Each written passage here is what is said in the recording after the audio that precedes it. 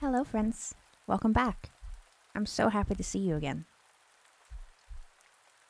Today we'll be doing something a little different.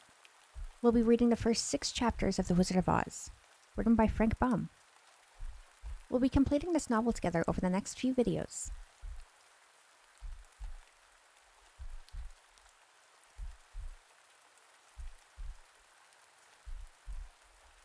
Okay, it's time to get comfy. Get a warm drink, a blanket, turn down the lights, and enjoy as we go on this magical and nostalgic journey together. The Wizard of Oz, a novel by Frank Baum, originally published in 1900. Chapter 1, The Cyclone. Dorothy lived in the midst of the great Kansas prairies, with Uncle Henry, who was a farmer, and Aunt Em, who was the farmer's wife. Their house was small, for the lumber to build it had to be carried by wagon many miles. There were 4 walls, a floor, and a roof, which made one room, and this room contained a rusty-looking cook stove, a cupboard for the dishes, a table, 3 or 4 chairs, and the beds. Uncle Henry and Aunt Em had a big bed in one corner, and Dorothy a little bed in another corner. There was no attic and no cellar, except a small hole dug in the ground called a cyclone cellar, where the family would go in case one of those great whirlwinds arose, mighty enough to crush any building in its path. It was reached by a trapdoor in the middle of the floor, from which a ladder led down into the small, dark hole. When Dorothy stood in the doorway and looked around, she could see nothing but the gray prairie on every side.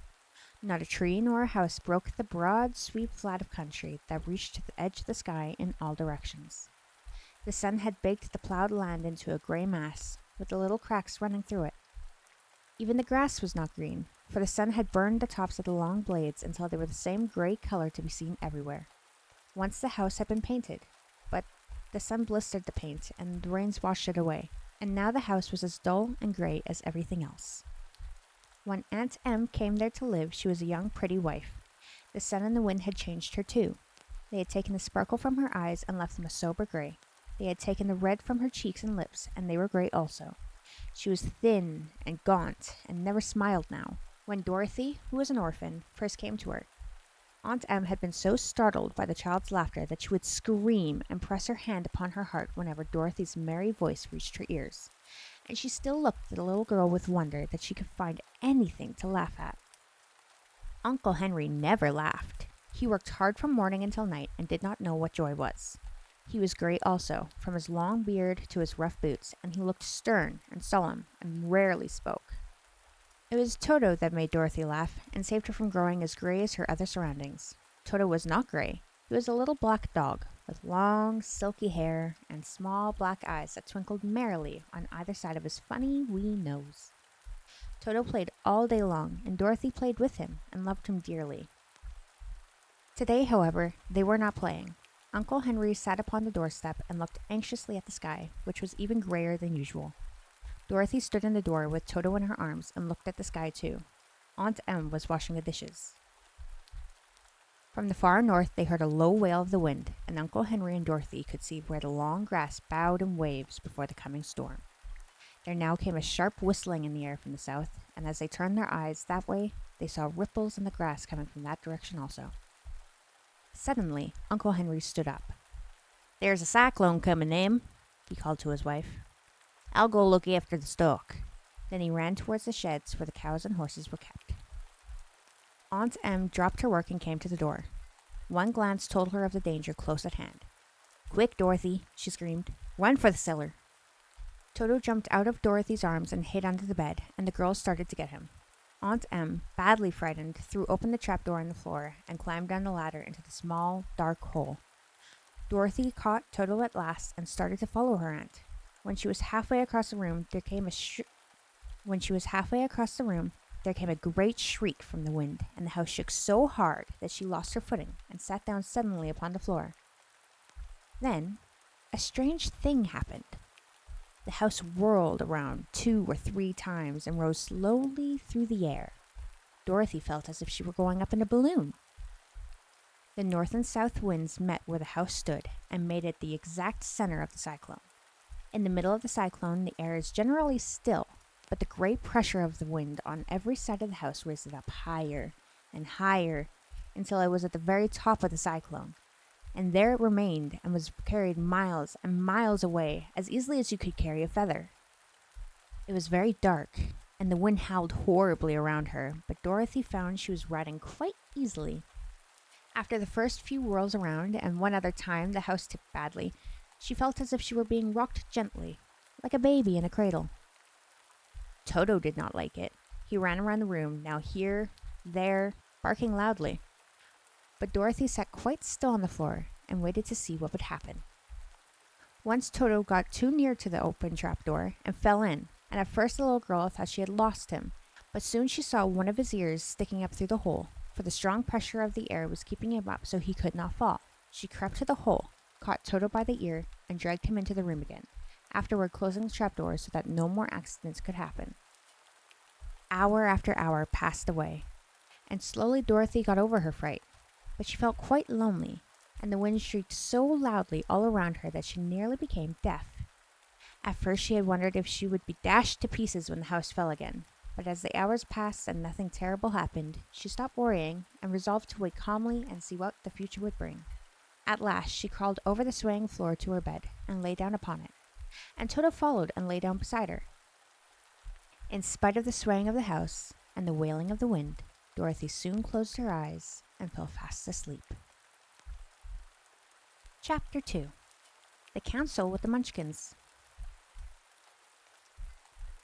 She was awakened by a shock so sudden and severe that if Dorothy had not been lying on the soft bed, she might have been hurt.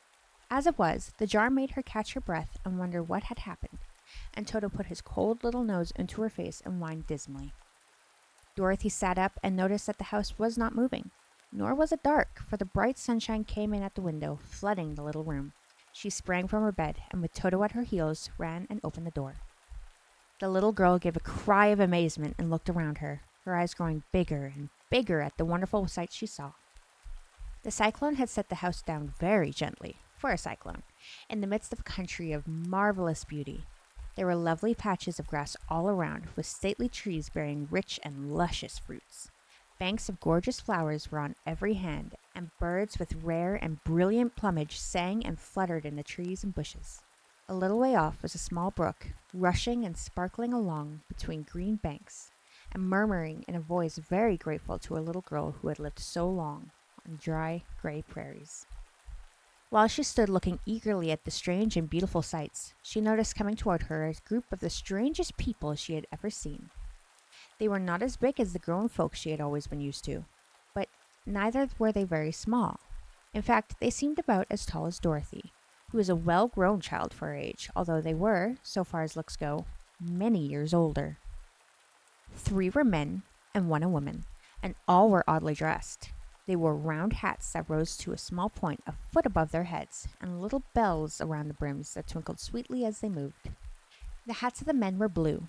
The little woman's hat was white, and she wore a white gown that hung in pleats from her shoulder.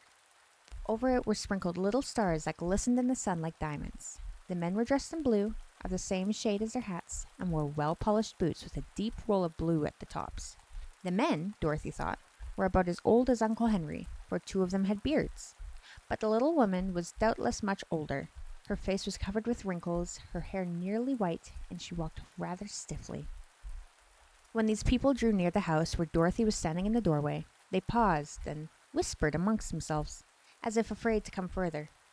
But the little old woman walked up to Dorothy, made a low bow, and said in a sweet voice, "You are welcome, most noble sorceress, to the land of the Munchkins.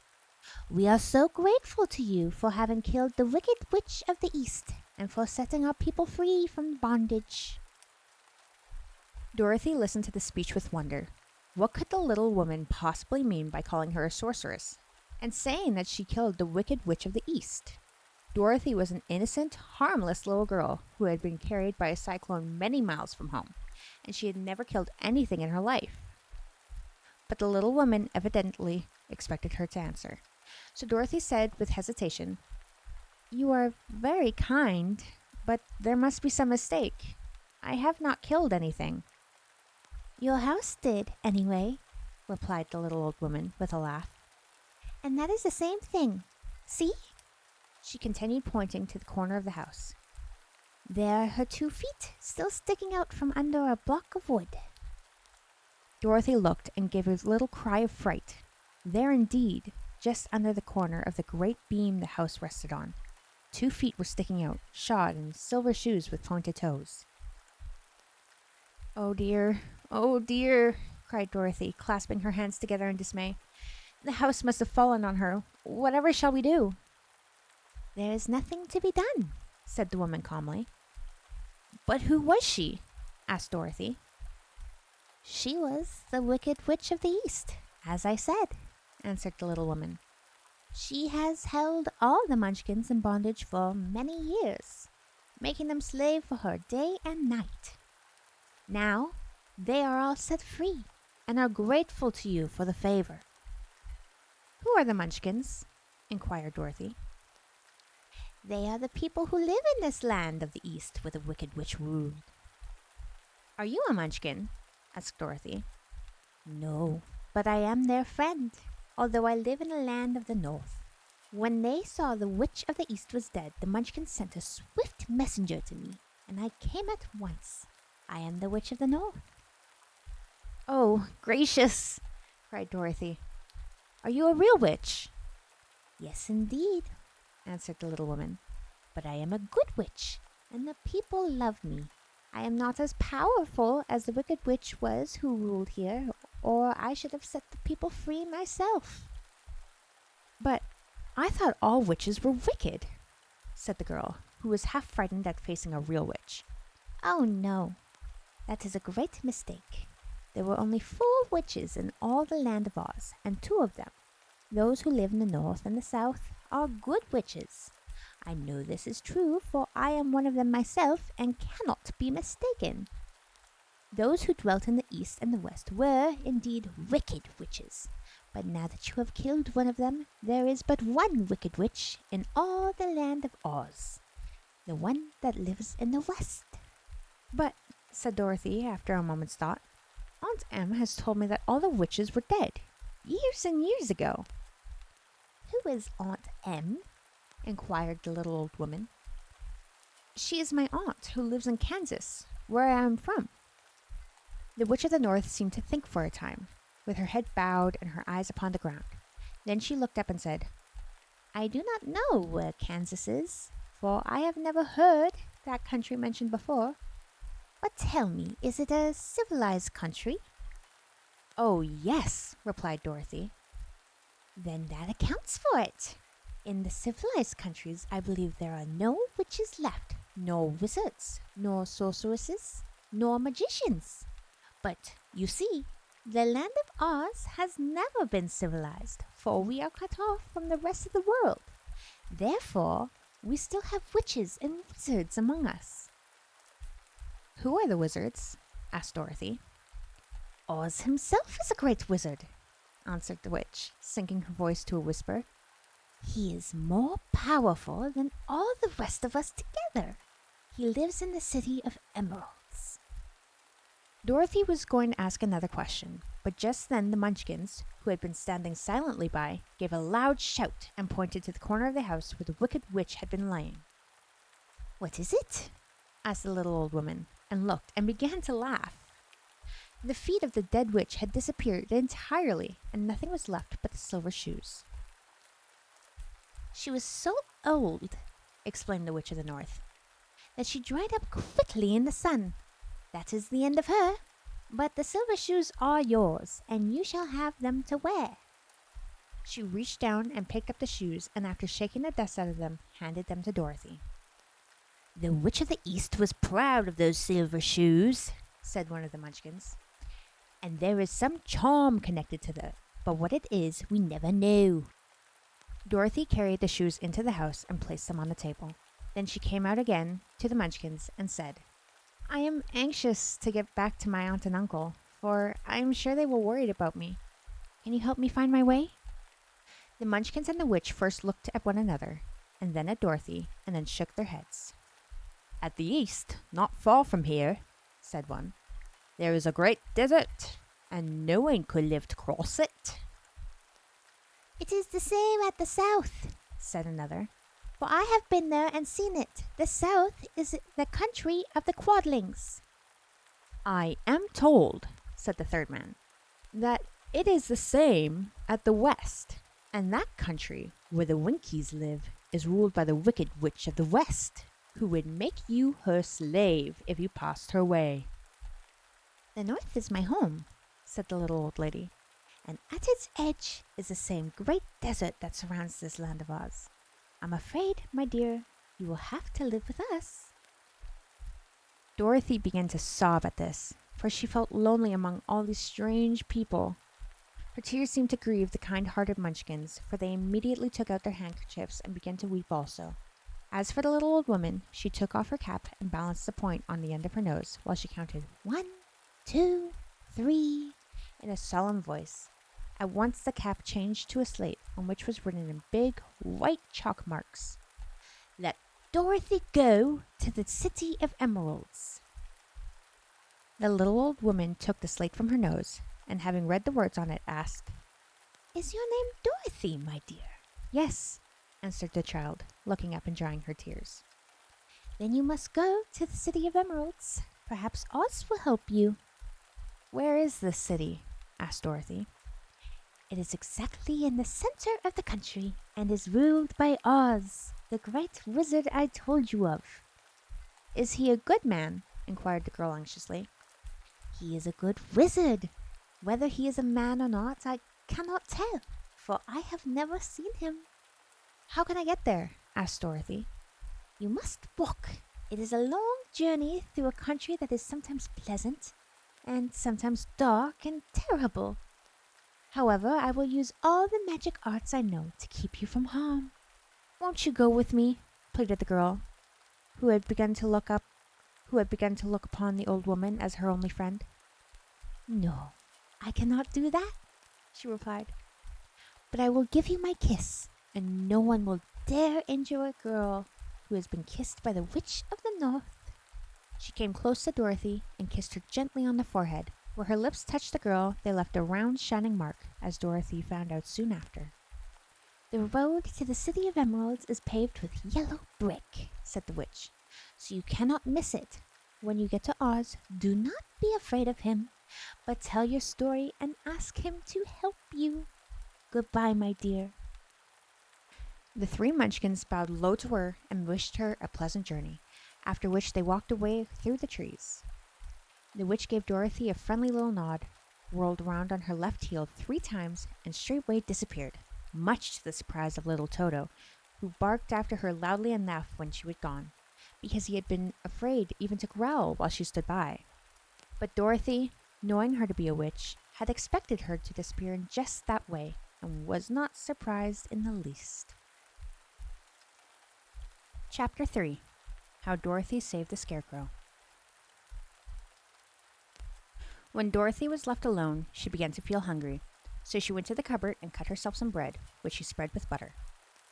She gave some to Toto, and taking a pail from the shelf, she carried it down to the little brook and filled it with clear, sparkling water. Toto ran over to the trees and began to bark at the bird sitting there. Dorothy went to get him and saw such delicious fruit hanging from the branches that she gathered some of it, finding it just what she wanted to help her out with her breakfast.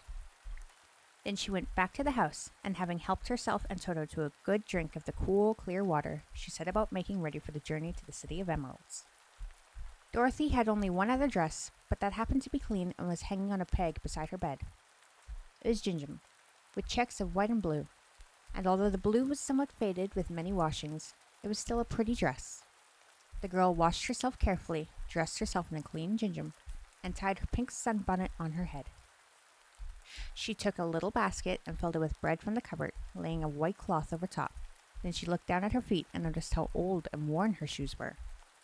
"They surely will never do for a long journey, Toto," she said, and Toto looked up into her face with his little black eyes and wagged his tail to show he knew what she meant. At that moment, Dorothy saw lying on the table the silver shoes that had belonged to the Witch of the East. "I wonder if they will fit me," she said to Toto. "They would be just the thing to take a long walk in, for they could not wear out." She took off her old leather shoes and tried on the silver ones, which fitted her as well as if they had been made for her. Finally, she picked up her basket. "Come along, Toto," she said. "We will go to the Emerald City and ask the Great Oz how to get back to Kansas again." She closed the door, locked it, and put the key carefully in the pocket of her dress. And so, with Toto trotting along soberly behind her, she started on her journey. There were several roads nearby, but it did not take her long to find the one paved with yellow bricks. Within a short time, she was walking briskly towards the Emerald City, her silver shoes tinkling merrily on the hard, yellow road bed. The sun shone bright and the birds sang sweetly, and Dorothy did not feel nearly so bad as you might think a little girl who had been suddenly whisked away from her own country and set down in the midst of a strange land. She was surprised, as she walked along, to see how pretty the country was around her. There were neat fences at the side of the road, painted a dainty blue color, and beyond them were fields of grain and vegetables in abundance. Evidently, the Munchkins were good farmers and able to raise large crops. Once in a while she would pass a house, and the people came out to look at her and bow low as she went by, for everyone knew that she had the means of destroying the wicked witch and setting them free from bondage. The houses of the Munchkins were odd-looking dwellings, for each was round with a big dome for a roof. All were painted blue, for in this country of the East, blue was the favorite color.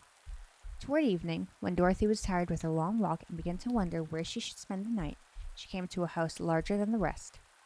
On the green lawn before it, many women and men were dancing. 5 little fiddlers played as loudly as possible, and the people were laughing and singing, while a big table nearby was loaded with delicious fruits and nuts, pies and cakes, and many other good things to eat. The people greeted Dorothy kindly and invited her to supper and to pass the night with them, for this was the home of one of the richest Munchkins in the land, and his friends were gathered with him to celebrate their freedom from the bondage of the wicked witch. Dorothy ate a hearty supper and was waited on by the rich Munchkin himself, whose name was Bock. Then she sat on a couch and watched the people dance.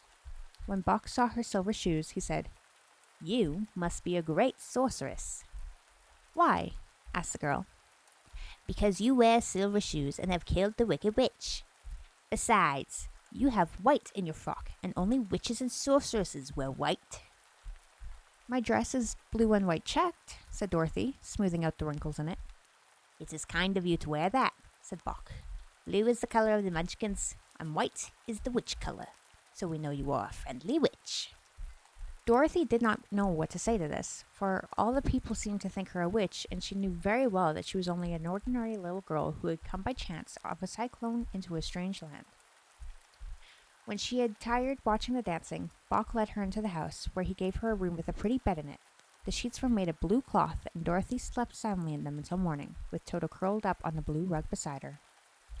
She ate a hearty breakfast and watched a wee Munchkin baby who played with Toto and pulled his tail and crowed and laughed in a way that greatly amused Dorothy. Toto was a fine curiosity to all the people, for they had never seen a dog before. "How far is it to the Emerald City?" the girl asked. "I do not know," answered Bock gravely, "for I have never been there. It is better for people to keep away from Oz, unless they have business with him. But it is a long way to the Emerald City, and it will take you many days.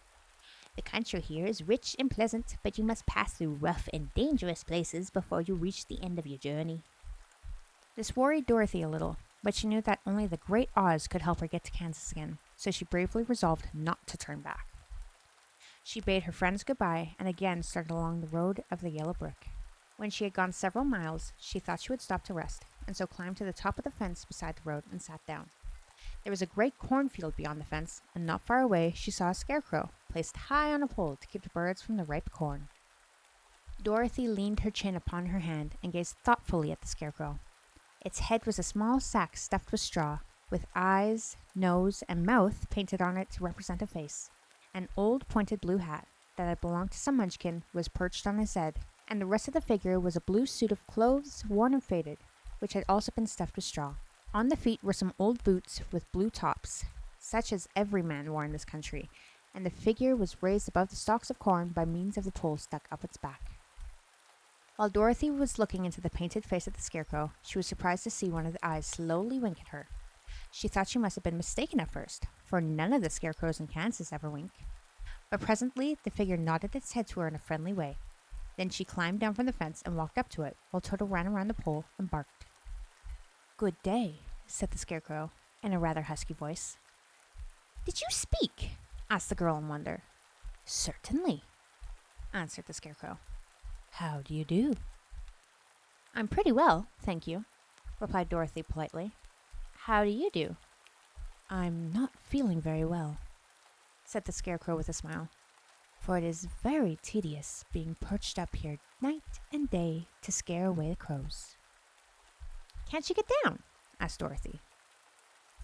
No, for this pole is stuck up my back.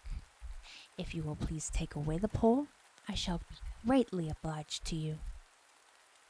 Dorothy reached up both arms and lifted the figure off the pole, for, being stuffed with straw, it was quite light. Thank you very much, said the Scarecrow when he had been set down on the ground. I feel like a new man. Dorothy was puzzled at this, for it sounded strange to hear a stuffed man speak, and to see him bow and walk alongside her. Who are you? Who are you?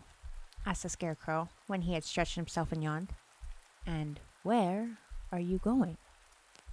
My name is Dorothy, said the girl, and I'm going to the Emerald City to ask the Great Oz to send me back to Kansas.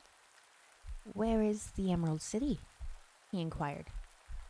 And who is Oz? Why, don't you know? She returned in surprise. No, indeed, I don't know anything. You see, I am stuffed, so I have no brains at all, he answered sadly.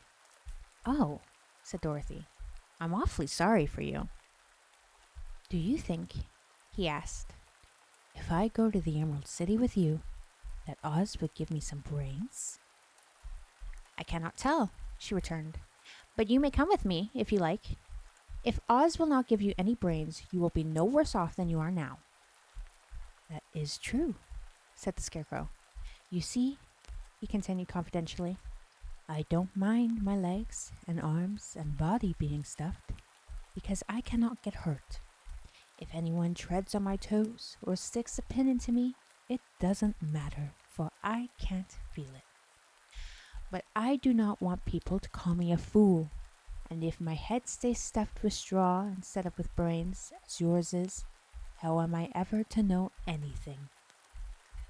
I understand how you feel, said the little girl, who was truly sorry for him. If you come with me, I'll ask Oz to do all that he can for you. Thank you, he answered gratefully. They walked back to the road. Dorothy helped him over the fence, and they started along the path of yellow brick for the Emerald City. Toto did not like this addition to the party at first. He smelled around the stuffed man as if he suspected there might be a nest of rats in the straw, and he often growled in an unfriendly way at the Scarecrow. Don't mind Toto, said Dorothy to her new friend. He never bites. Oh, I am not afraid, replied the Scarecrow. He can't hurt the straw. Do let me carry that basket for you. I shall not mind it, for I can't get tired. I'll tell you a secret, he continued as he walked along. There is only one thing in the world I am afraid of. What is that? asked Dorothy. The Munchkin farmer who made you? No, answered the Scarecrow. It's a lighted match. Chapter 4. The Road Through the Forest. After a few hours, the road began to be rough, and the walking grew so difficult that the Scarecrow often stumbled over the yellow bricks, which were here very uneven. Sometimes, indeed, they were broken or missing altogether, leaving holes that Toto jumped across and Dorothy walked around. As for the Scarecrow, having no brains, he walked straight ahead, and so stepped into the holes and fell at full length on the hard bricks. It never hurt him, however, and Dorothy would pick him up and set him on his feet again, while he joined her in laughing merrily at his own mishap. The farms were not nearly so well cared for here as they were further back. There were fewer houses and fewer fruit trees, and the further they went, the more dismal and lonesome the country became. At noon, they sat down by the roadside, near a little brook, and Dorothy opened her basket and got out some bread. She offered a piece to the Scarecrow, but he refused. I am never hungry, he said, and it is a lucky thing I am not, for my mouth is only painted, and if I should cut a hole in it so I could eat, the straw I am stuffed with would come out, and that would spoil the shape of my head. Dorothy saw at once that this was true, so she only nodded and went on with eating her bread. Tell me something about yourself and the country you are from, said the Scarecrow when she had finished her dinner. So she told him all about Kansas and how gray everything was there and how the cyclone had carried her to the strange land of Oz. The Scarecrow listened carefully and said, I cannot understand why you should wish to leave this beautiful country and go back to the dry, gray place you call Kansas. That is because you have no brains, answered the girl. No matter how dreary and gray our homes are, we people of flesh and blood would rather live there than in any other country, be it ever so beautiful. There is no place like home. The Scarecrow sighed.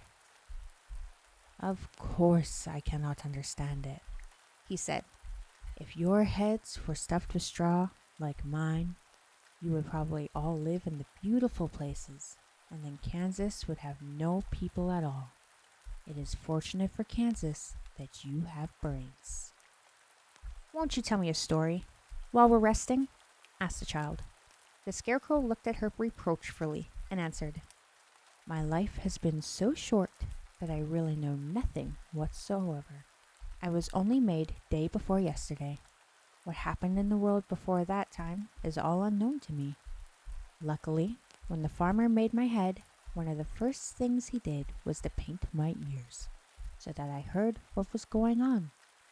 There was another Munchkin with him, and the first thing I heard was the farmer saying, How do you like those ears? They aren't straight, answered the other. Never mind, said the farmer. They are ears just the same, which was true enough.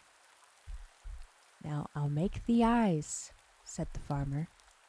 So he painted my right eye, and as soon as it was finished, I found myself looking at him and at everything around me with a great deal of curiosity, for this was my first glimpse of the world.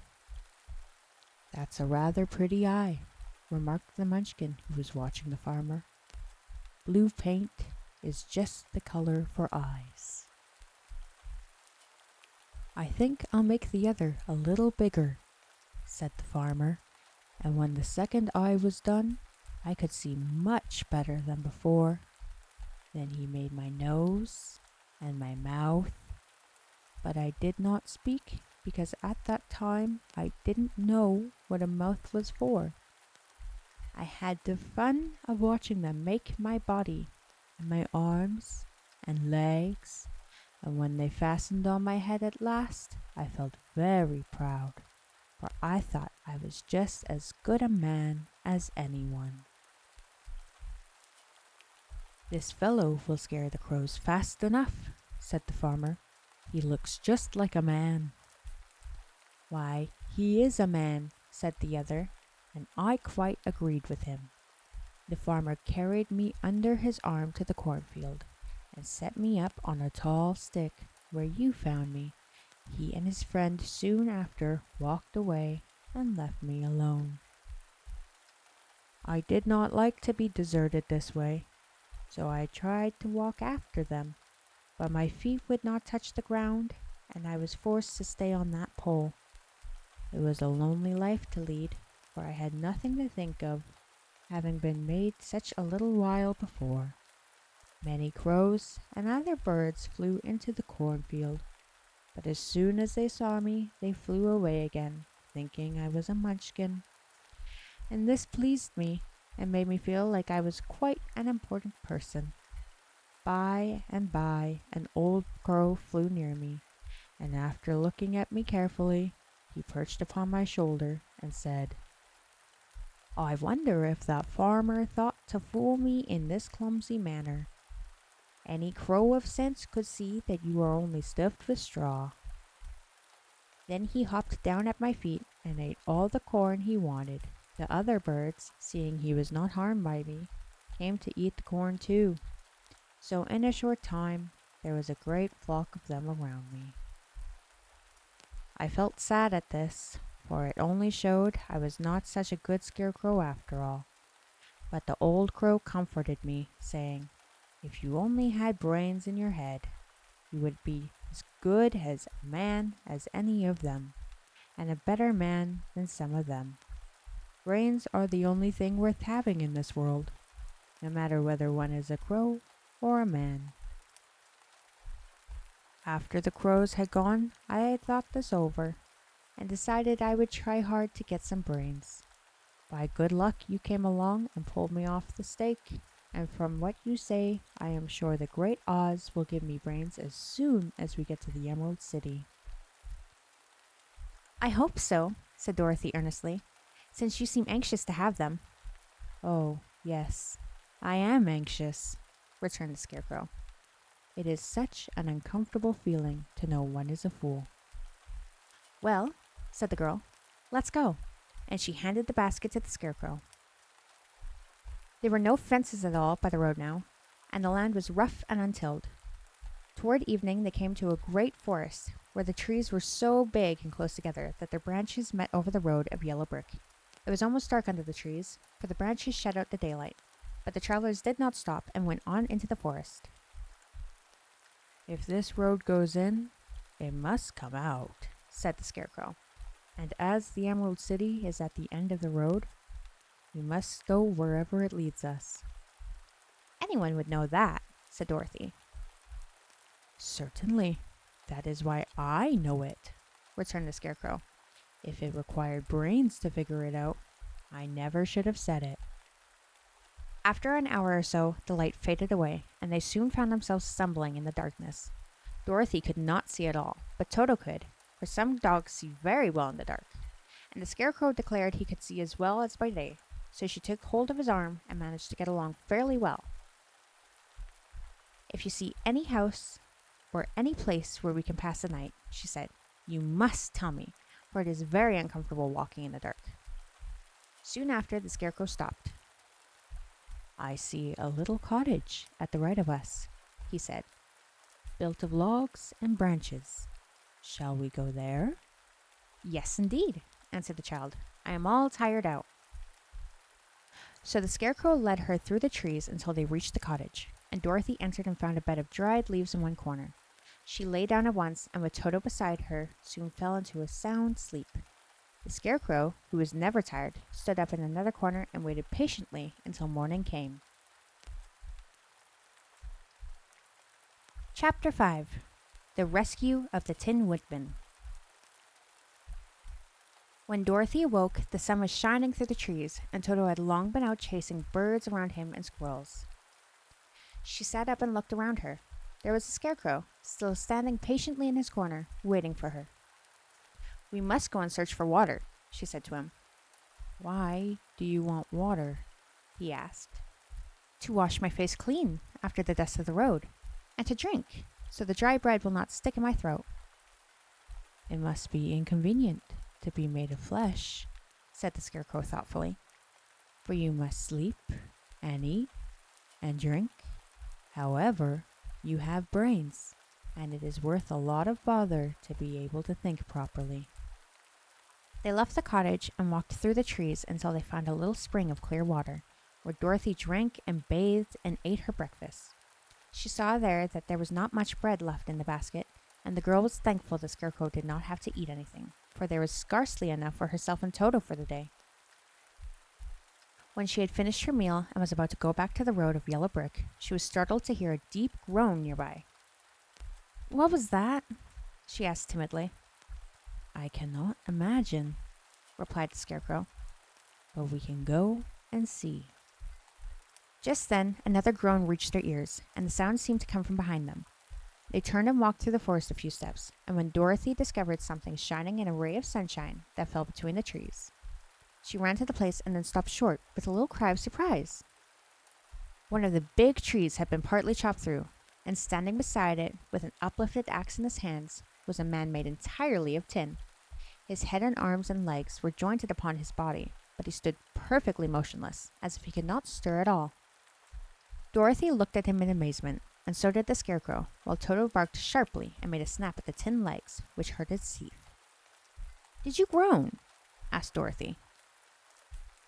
"Yes," answered the Tin Man. "I did.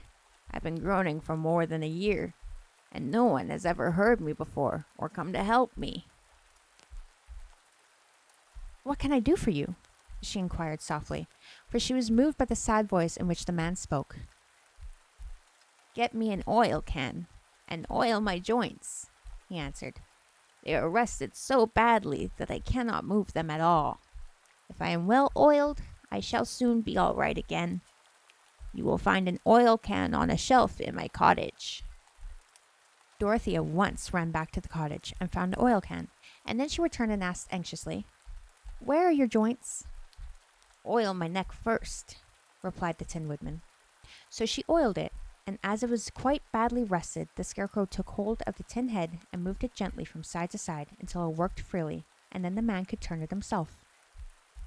Now, oil the joints in my arms, he said, and Dorothy oiled them, and the Scarecrow bent them carefully until they were quite free from the rust and as good as new. The Tin Woodman gave a sigh of satisfaction and lowered his axe, which he leaned against the tree. This is a great comfort, he said. I have been holding that axe in the air ever since I rested, and I am glad to be able to put it down at last. Now, if you will oil the joints of my legs, I shall be all right once more. So they oiled his legs until he could move them freely, and he thanked them again and again for his release, for he seemed a very polite creature and very grateful. I might have stood there always if you had not come along, he said, so if you have certainly saved my life. How did you happen to be here? We are on our way to the Emerald City to see the Great Oz, she answered, and we stopped at your cottage to pass the night. Why do you wish to see Oz? He asked. I want him to send me back to Kansas, and the Scarecrow wants him to put a few brains into his head, she replied. The Tin Woodman appeared to think deeply for a moment.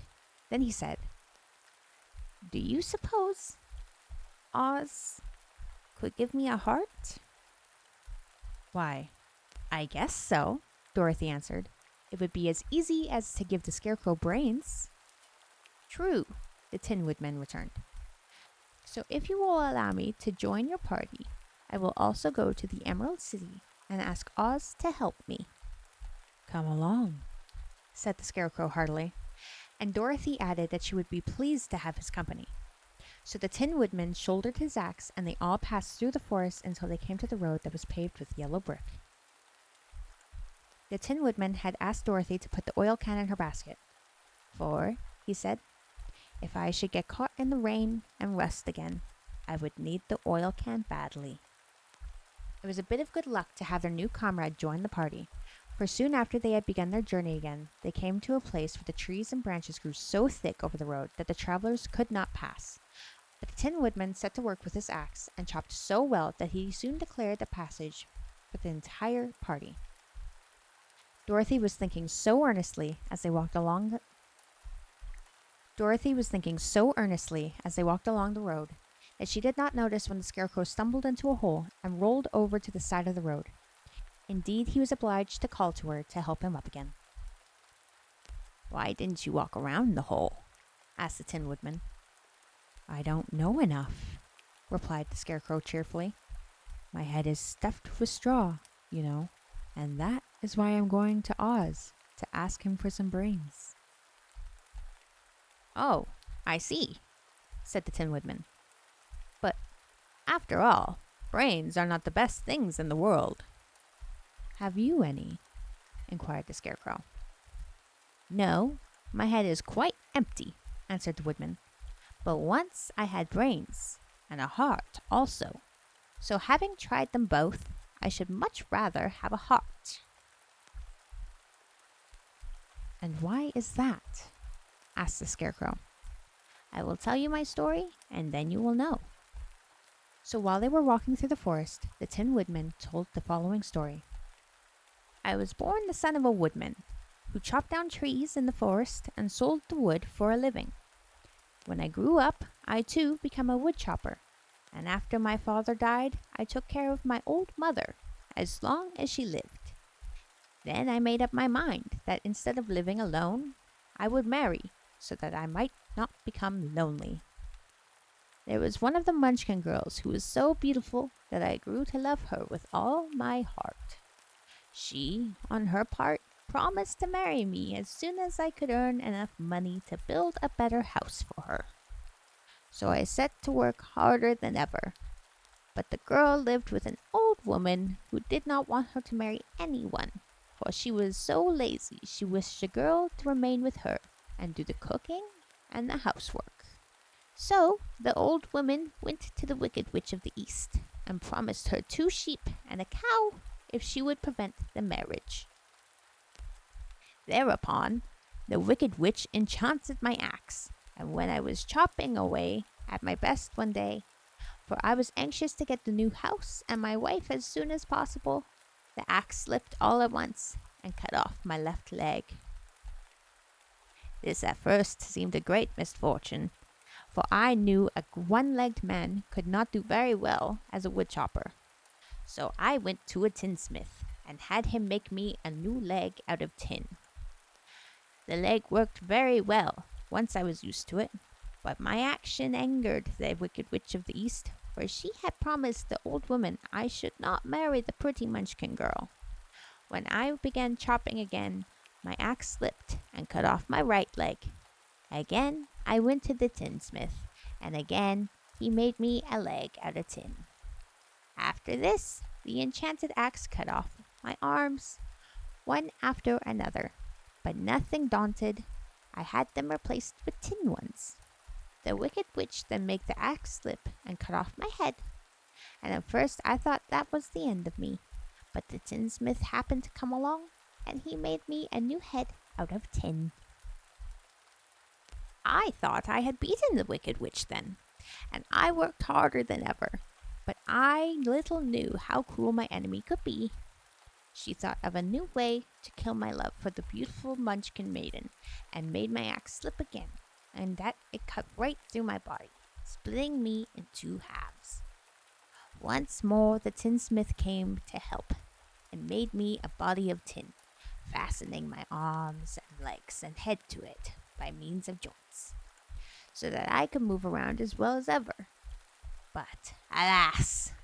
I had now no heart, so that I lost all my love for the Munchkin girl, and did not care whether I married her or not. I suppose she is still living with the old woman, waiting for me to come after her. My body shone so brightly in the sun that I felt very proud of it, and it did not matter now if my axe slipped, for it could not cut me. There was only one danger, that my joints would rust, but I kept an oil can in my cottage and took care to oil myself whenever I needed it. However, there came a day when I forgot to do this, and being caught in a rainstorm, before I thought of the danger my joints had rusted, and I was left to stand in the woods until you came to help me. It was a terrible thing to undergo, but during the year I stood there, I had time to think of the greatest loss I had never known, was the loss of my heart. While I was in love, I was the happiest man on earth, but no one can love who has not a heart, and so I am resolved to ask Oz to give me one. If he does, I will go back to the Munchkin maiden and marry her. Both Dorothy and the Scarecrow had been greatly interested in the story of the Tin Woodman, and now they knew why he was so anxious to get a new heart. "All the same," said the Scarecrow, "I shall ask for brains instead of a heart, for a fool would not know what to do with a heart if he had one." "I shall take the heart," returned the Tin Woodman, "for brains do not make one happy, and happiness is the best thing in the world." Dorothy did not say anything, for she was puzzled to know which of her 2 friends was right, and she decided that if she could only get back to Kansas and Aunt Em, it did not matter so much whether the Woodman had no brains and the Scarecrow no heart, for each got what he wanted. What worried her most was that the bread was nearly gone, and another meal for herself and Toto would empty the basket. To be sure, neither the Woodman nor the Scarecrow ever ate anything, but she was not made of tin nor straw, and could not live unless she was fed. Chapter 6. The Cowardly Lion. All this time, Dorothy and her companions had been walking through the thick woods. The road was still paved with yellow brick, but these were much covered by dried branches and dead leaves from the trees, and the walking was not good at all. There were few birds in this part of the forest, for birds love the open country where there is plenty of sunshine. But now and then there came a deep growl from some wild animal hidden among the trees. These sounds made the little girl's heart beat fast, for she did not know what made them. But Toto knew, and he walked close to Dorothy's side and did not even bark in return. "How long will it be," the child asked the Tin Woodman, "before we are out of the forest?" "I cannot tell," was the answer, "for I have never been to the Emerald City. But my father went there once, when I was a boy, and he said it was a long journey through a dangerous country. Although nearer to the city where Oz dwells, the country is beautiful. But I am not afraid so long as I have my oil can, and nothing can hurt the Scarecrow, while you bear upon your forehead the mark of a good witch's kiss, and that will protect you from harm." "But Toto," said the girl anxiously, "what will protect him?" "We must protect him ourselves if he is in danger," replied the Tin Woodman. Just as he spoke, there came from the forest a terrible roar, and the next moment a great lion bounded into the road. With one blow of his paw, he sent the Scarecrow spinning over and over to the edge of the road, and then he struck at the Tin Woodman with his sharp claws. But to the lion's surprise, he could make no impression on the tin, although the woodman fell over in the road and lay still. Little Toto, now that he had an enemy to face, ran barking towards the lion, and the great beast had opened his mouth to bite the dog, when Dorothy, fearing Toto would be killed, and heedless of danger, rushed forward and slapped the lion upon his nose as hard as she could, while she cried out, "Don't you dare to bite Toto! You ought to be ashamed of yourself, a big beast like you, to bite a poor little dog." I didn't bite him," said the lion, as he rubbed his nose with his paw where Dorothy had hit it. "No, but you tried to," she retorted. "You are nothing but a coward." "I know it. said the lion, hanging his head in shame. I've always known it. But how can I help it?" "I don't know, I'm sure. To think of your striking a stuffed man like the poor Scarecrow." "Is he stuffed?" asked the lion in surprise, as he watched her pick up the Scarecrow and set him upon his feet while she patted him into shape again. "Of course he's stuffed," replied Dorothy, who was still angry. "That's why he went over so easily," remarked the lion. "It astonished me to see him whirl around so. Is the other one stuffed also?" "No," said Dorothy. "He's made of tin." And she helped the woodman up again. "That's why he nearly blunted my claws," said the lion. "When they scratched against the tin, it made a cold shiver run down my back. What is that little animal you are so tender of?" "He is my dog, Toto," answered Dorothy. "Is he made of tin or stuffed?" asked the lion. "Neither. He's a meat dog," said the girl. "Oh, he's a curious animal and seems remarkably small, now that I look at him. No one would think of biting such a little thing, except a coward like me," continued the lion sadly. "What makes you a coward?" asked Dorothy, looking at the great beast in wonder, for he was as big as a small horse. "It's a mystery," replied the lion.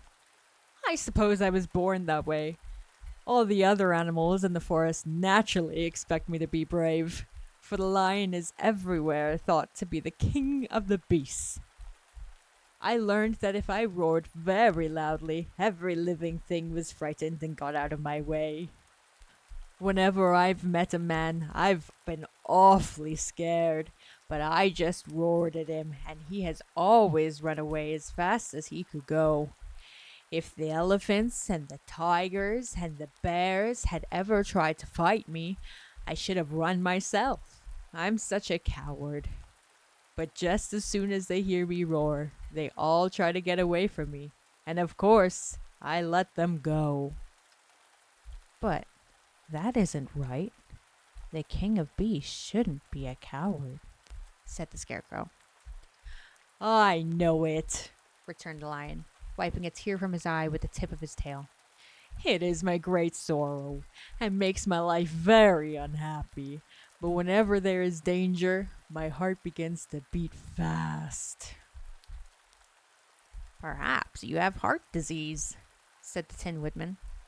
It may be, Said the Lion. If you have, continued the Tin Woodman, you ought to be glad, for it proves you have a heart. For my part, I have no heart, so I cannot have heart disease. Perhaps, said the Lion thoughtfully, if I had no heart, I should not be a coward. Have you brains? Asked the Scarecrow. I suppose so. I've never looked to see, replied the Lion. I am going to the Great Oz to ask him to give me some, remarked the Scarecrow, for my head is stuffed with straw. And I am going to ask him to give me a heart, said the Woodman. And I am going to ask him to send Toto and me back to Kansas. Do you think Oz could give me courage? Asked the Cowardly Lion. Just as easily as he could give me brains, said the Scarecrow. Or give me a heart, said the Tin Woodman. Or send me back to Kansas, said Dorothy. Then, if you don't mind, I'll go with you, said the Lion. For my life is simply unbearable without a bit of courage. You will be very welcome, answered Dorothy, for you will help to keep away the other wild beasts. It seems to me they must be more cowardly than you are if they allow you to scare them so easily. They really are, said the Lion. Well, that doesn't make me any braver, and as long as I know myself to be a coward, I shall be unhappy.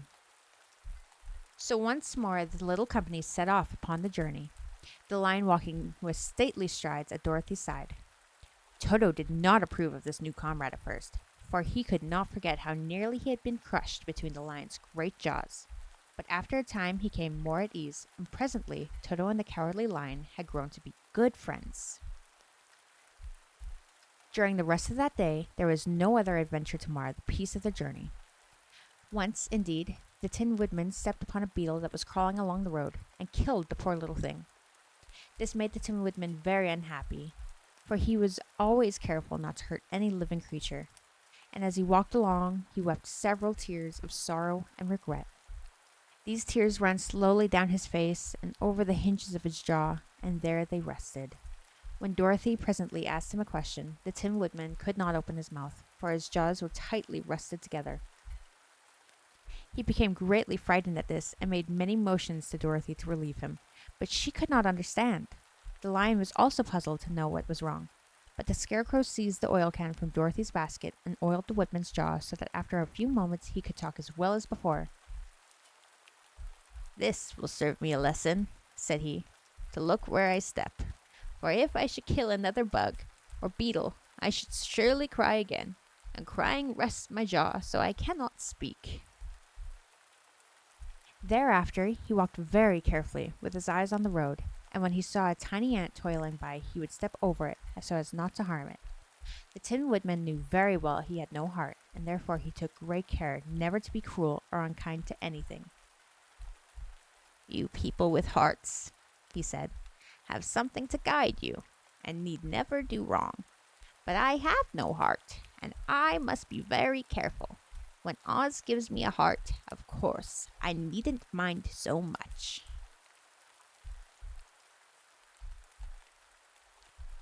That was the first 6 chapters of The Wizard of Oz. Thank you so much for being here today. I greatly enjoyed meeting Dorothy and her new friends, and look forward to continuing the story with you. But that, my friend, is for another day. For it's time to rest. Close your eyes and relax. Thank you so much for being here. I'll see you next time. Bye.